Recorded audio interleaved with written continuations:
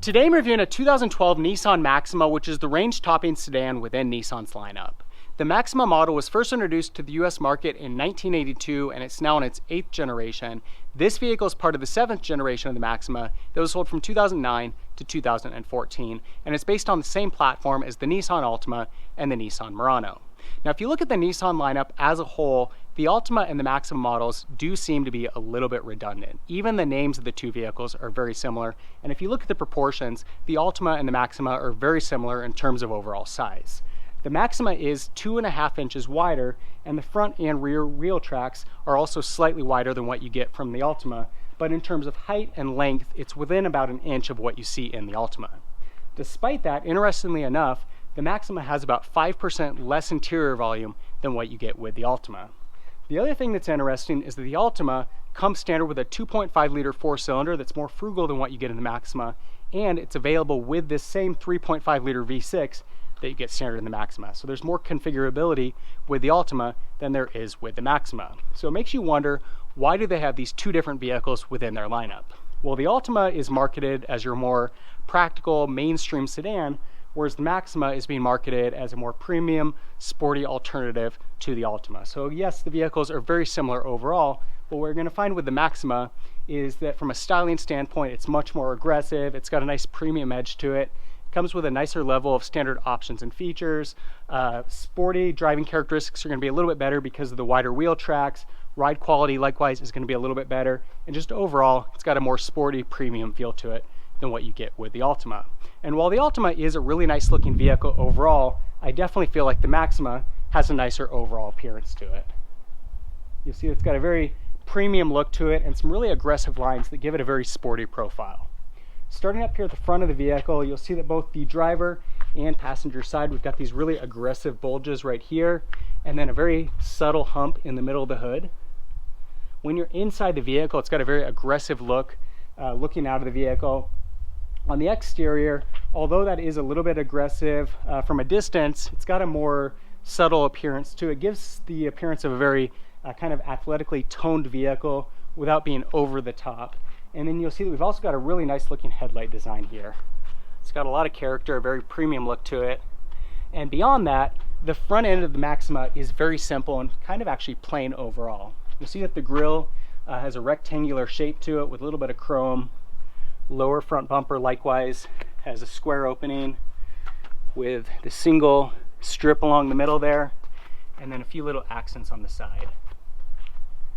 Now the Maxima is available in two different trim packages. This is your base S model, and you'll see it still has a pretty nice overall appearance to it, and inside a pretty nice level of standard options and features. And then they've got the top range SV model. With the SV, you've also got the option of a premium package, which adds luxury and tech features, and a sport package, which gives it a sportier ride and a sportier appearance. Side profile of the Maxima is my favorite angle of the vehicle. It's got a very aggressive look to it.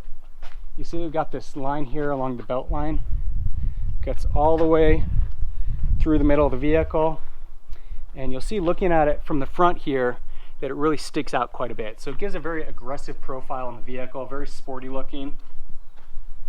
And then we've also got a really nice tail light back here.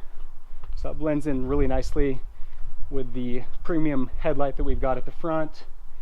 And then of course we've also got the chrome door handles, chrome wraparound of the window compartment, nice set of 18-inch wheels,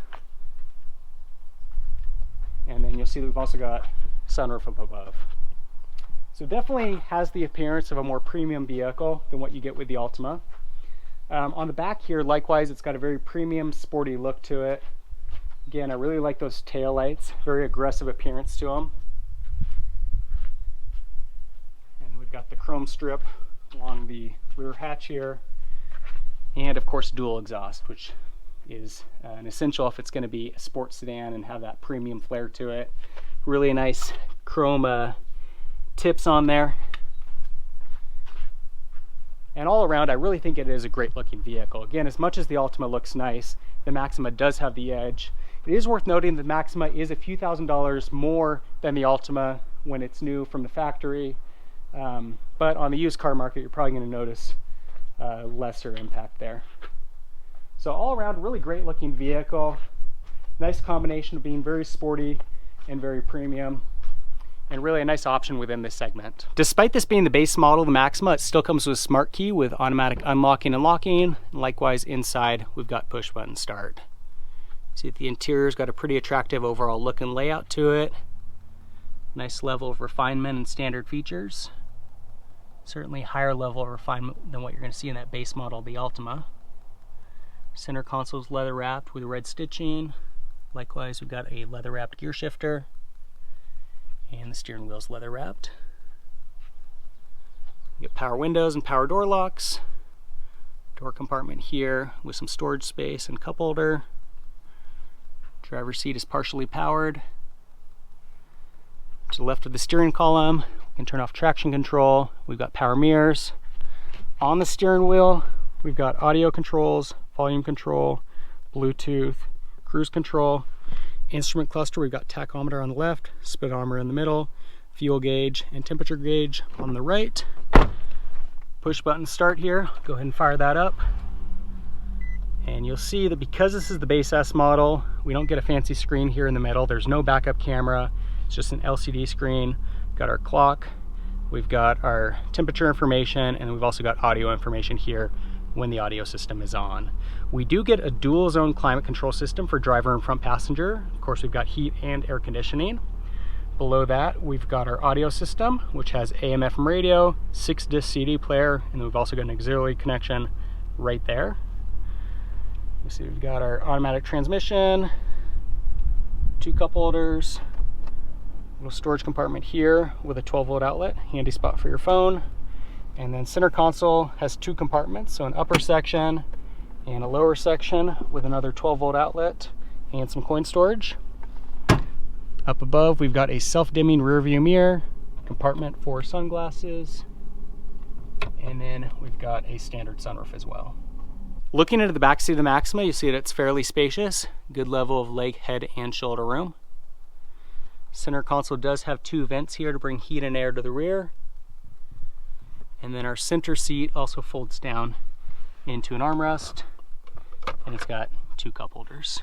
And coming around to the back of the vehicle, give you a quick look at the key here. If we push this button here, open up that rear trunk lid, and you'll see that the Maxima has got plenty of cargo space back here.